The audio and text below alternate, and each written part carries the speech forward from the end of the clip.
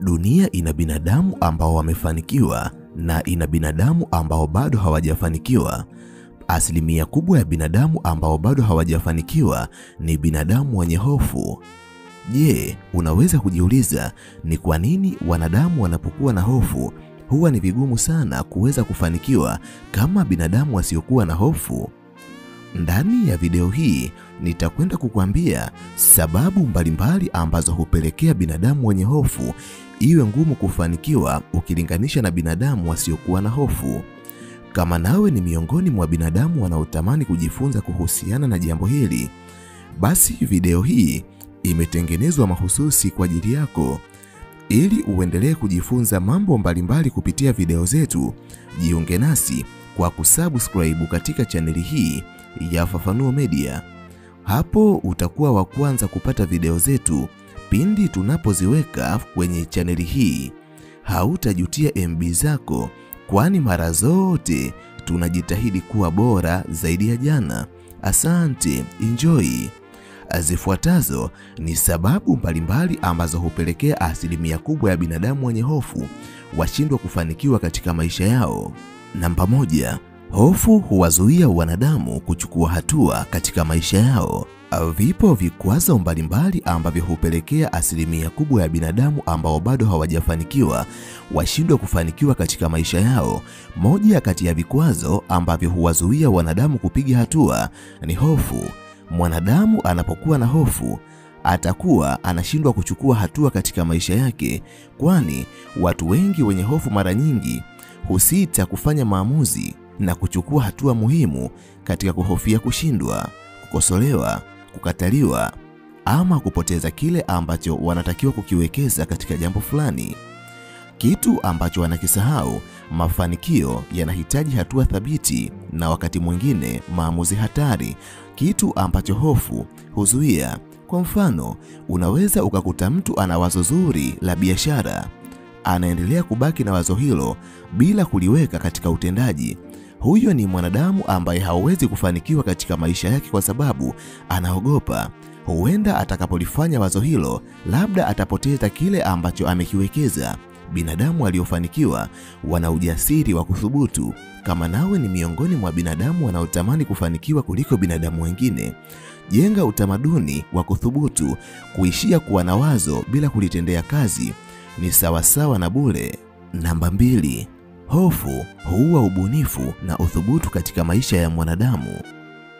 Miongoni mwa vitu ambavyo vinaweza kuzuia mafanikio ya mtu ni mwanadamu kutokuwa mbunifu pamoja na kutokuwa mthubutu katika maisha yake, kwani chochote ambacho mwanadamu hajawahi kukifanya, ili afanye maamuzi ya kuweza kukifanya kitu hicho, lazima awe na uthubutu. Kwa mfano, inawezekana wewe ni mwanadamu ambaye umezaliwa katika familia maskini.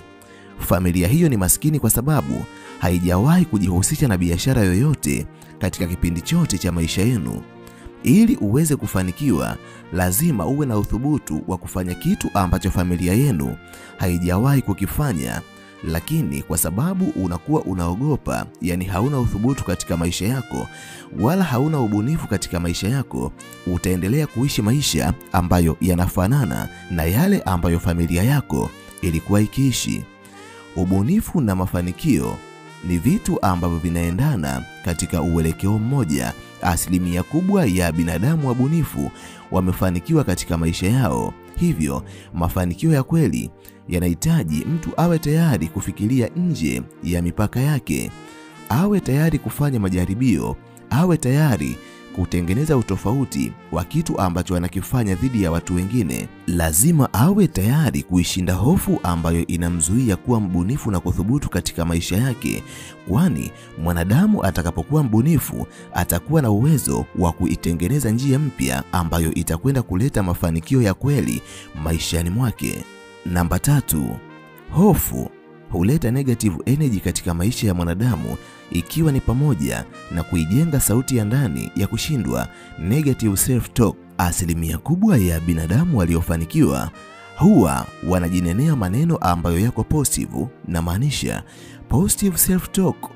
Haya ni maneno ambayo mwanadamu anaweza kuyasikia yakisema ndani yake, ninaweza, sintashindwa, mimi ni bora kuliko watu wengine. Lakini wanadamu wenye negative self talk, hawa ni watu ambao hata wanapokuwa katika nyakati ambazo wanatakiwa kufanya vitu fulani, ndani yao huwa kuna sauti ambazo wanajiambia wenyewe, siwezi, nitashindwa, wengine ni bora kuliko mimi, mafanikio yapo kwa ajili ya watu wengine, sisi wengine tulizaliwa tuje kuwasindikiza watu wengine. Hali hii hupelekea binadamu hawa wawe watu wa kuogopa kufanya vitu katika maisha yao, kwa sababu wanaamini kuwa hawataweza kufanya chochote na kikafanikiwa katika maisha yao. Lakini ukumbuke pia, mwanadamu anapokuwa na negative energy huwa inaleta bahati mbaya, umaskini na vitu vyote vibaya katika maisha ya mwanadamu. Hivyo moja kati ya vitu ambavyo vinavuta negative energy maishani mwa mwanadamu ni hofu. Lakini mwanadamu anapotawaliwa na positive energy maishani mwake, positive energy ina kawaida ya kuvuta nguvu nzuri na bahati katika maisha ya mwanadamu. Hivyo mwanadamu unapoishi ukiwa na positive energy, ni rahisi kufanikiwa, kuwa na marafiki wazuri, kuwa na wateja wengi katika biashara zako, ukilinganisha na mtu anapokuwa na negative energy maishani mwake. Hivyo kama wewe ni miongoni mwa watu wanaotamani kufanikiwa, hakikisha unajenga tabia ya kujiamini. Ishinde hofu, kwa sababu hofu ni kizuizi namba 1 cha mafanikio yako. Namba 4, hofu husababisha kupoteza fursa katika maisha yako.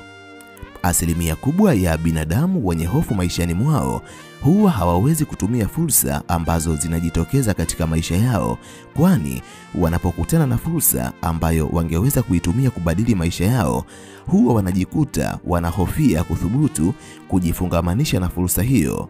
Mafanikio yanamhitaji mwanadamu ambaye anaweza kutumia fursa ambazo zinatokea. Mtu mwenye hofu anaweza akaona fursa lakini akaogopa kuichukua.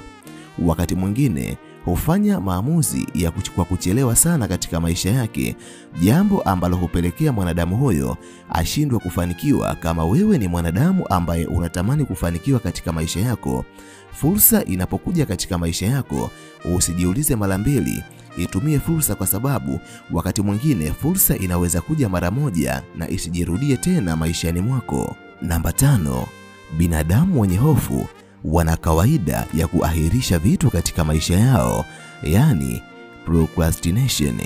Mara nyingi binadamu ambao wametawaliwa na hofu maishani mwao, hawa ni watu ambao wanaweza kuwa wanafikiria kufanya vitu fulani katika siku zijazo, lakini siku hizo zinapokaribia, hawa ni watu ambao hugairi kufanya vitu hivyo kwa sababu wanahofia kuthubutu.